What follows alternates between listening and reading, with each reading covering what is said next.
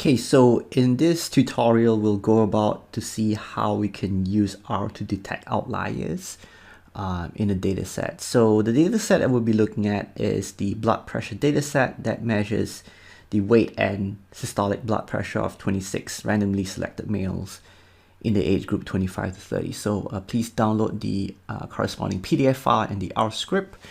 So let's just read in the data and fit the regression model of blood pressure based on weight. So the first thing that we're going to do is just to compare the residuals, studentized residuals, and externally studentized residuals. So to get the regular residuals, right, we know it's from the LM function, and we can just extract the residuals component. I'm going to store that inside res, res. Studentized residuals, we use the function R standard.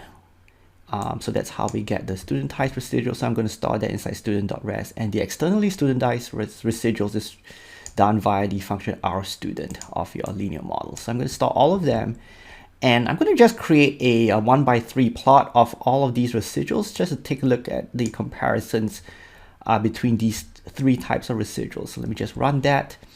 That's the output, right? So the first one are the regular residuals, studentized residuals, and externally studentized residuals. Now, by and large, you notice that the pattern looks generally the same. The only thing that's different, right, are the scales associated with the residuals, right? So the residuals, the regular residuals, they are not scaled, whereas the studentized residuals are scaled, and the externally studentized residuals is scaled and in a manner such that, right, if the regression model is appropriate, these follow a t-distribution. So we'll be using the externally studentized residuals to detect outliers in the response variable, right? So generally speaking, the shape looks the same, right? The thing that changes really is the scale associated with the residuals, with the different types of residuals.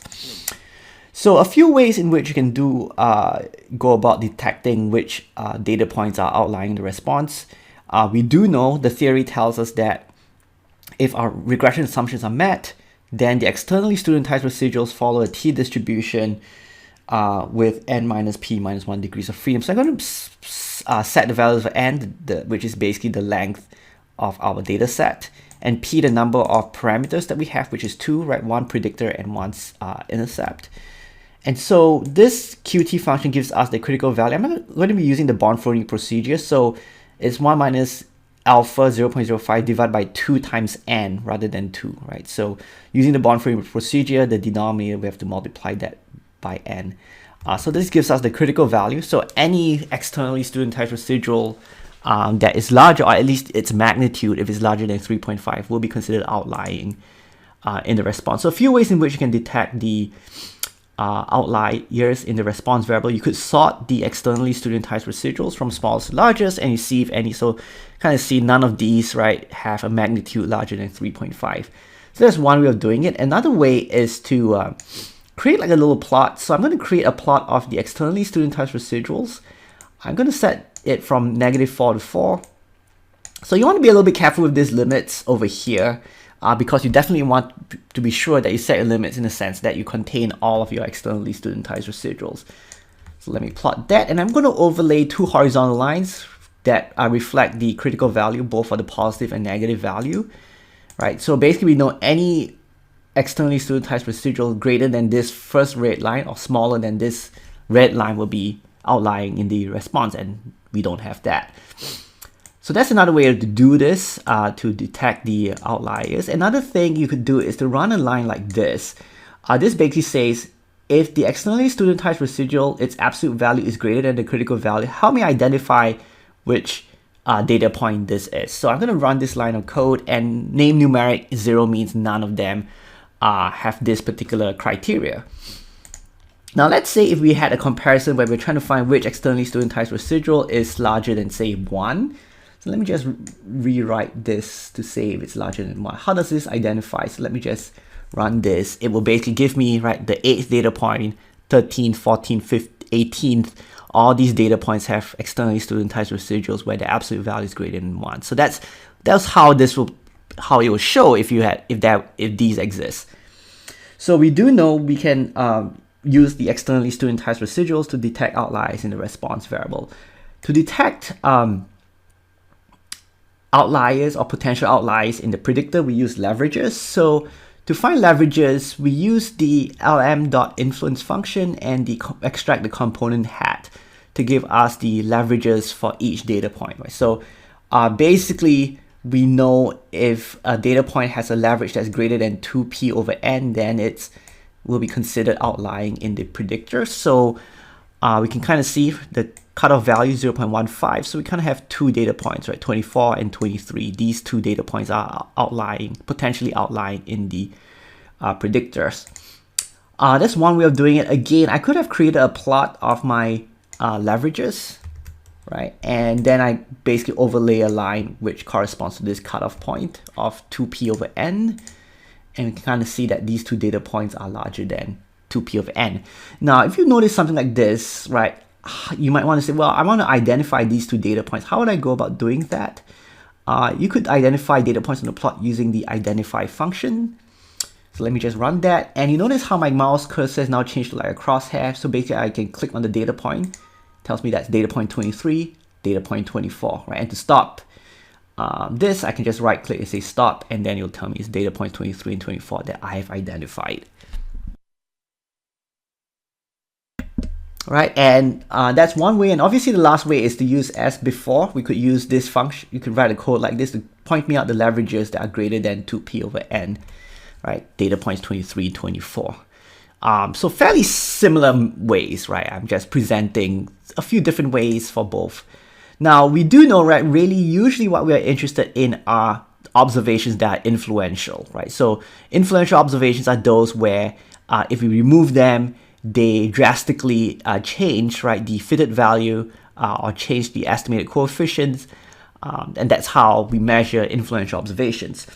So there are a few different measures that we have. One is called df_fits, right? The function that we're using is df_fits, fairly self-explanatory. The criteria, right, is if your df_fits, its absolute value is greater than 2 times square root of p over n, then it's outlying, then it's potentially, then it's an influential data point. Right, so let me just run this. So this identifies data point 8, right? So remember what df_fits measures, right? It measures how drastically the fitted value changes with and without the presence of that 8th data point. So basically this tells me that if I remove data point 8, the fitted value of this data point changes by a magnitude of 0.7, right? So that's df_fits.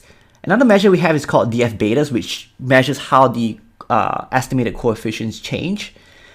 The criteria that we use is whether the df_betas is greater than 2 times square root over n. So again, I want to identify this. Now the key thing to take note of, and let me just show you what df_fits. So df_fits is basically like a vector, right? Because it measures how the fitted values changes for the 26 data points. df_betas though is going to be a matrix because we have two coefficients, right? So this is going to be like a 26 by 2 matrix, whereas the df_fits is basically a vector of length 26. So the way you identify the influential data points will look a little bit different. If I run this, notice it doesn't tell me which data point this belongs. It just tells me the row that corresponds to these values. You kind of have to eyeball and say, okay, I know this is data point 8, right? So this tells me that if I remove data point 8, the estimated intercept changes by a magnitude of 0.45, and it's the slope for weight changes by a magnitude of about 0.52 when I remove 8 from it. All right, the last measure that we have is what we call Cook's distance. Cook's distance is a little bit different. It considers how the fitted values changes for all of the data points rather than that specific data. So if I remove, say, that one data point, how does that removal of that one data point affect all of the fitted values? Whereas for df_fits, it only measures how the fitted value changes for that specific data point.